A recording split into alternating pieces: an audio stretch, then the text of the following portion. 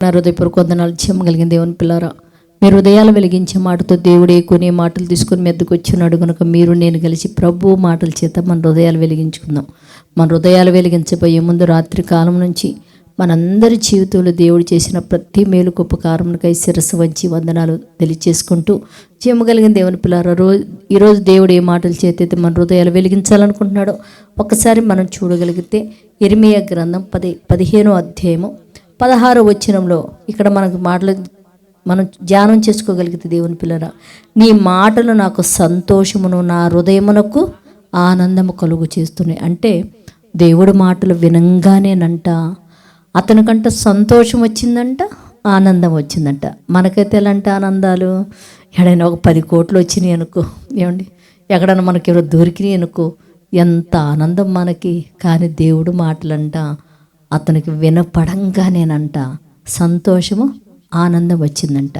ఎందుకు సంతోషం వచ్చిందో తెలుసా దేవుని పిల్లల? 10 కోట్లు కాదు, 20 కోట్లు వచ్చినా మనం హాస్పిటల్కి వెళ్తే తిరిగి వస్తామో లేదో మనకు తెలియదు.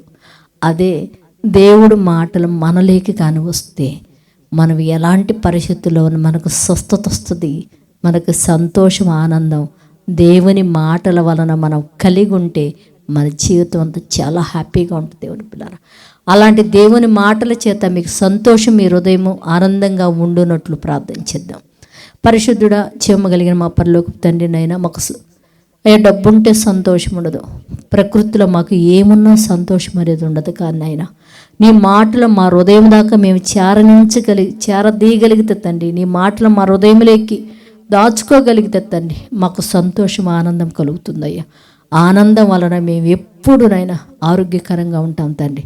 నీ మాటలు ప్రతి హృదయములోకి వెళ్ళి తండ్రి, వారికి ఆనందమును సంతోషమును కలుగు చేయమని మీరు మహిమ పొందమని అడుగుతూ తండ్రి, ఎంతమంది అయితే ఈ మాటలు ఆసక్తితో ఉన్నారో వారి కుటుంబాల మీదకి మీ దీవెనలు రానిచ్చి తండ్రి, శాంతి సమాధానాలు కోల్పోయిన కుటుంబాల్లో శాంతి సమాధానాలు అనుగ్రహించి మీరు మహిమ పొందమని క్రీస్తు పేరటి ప్రార్థన అడుగుతున్నాం తండ్రి.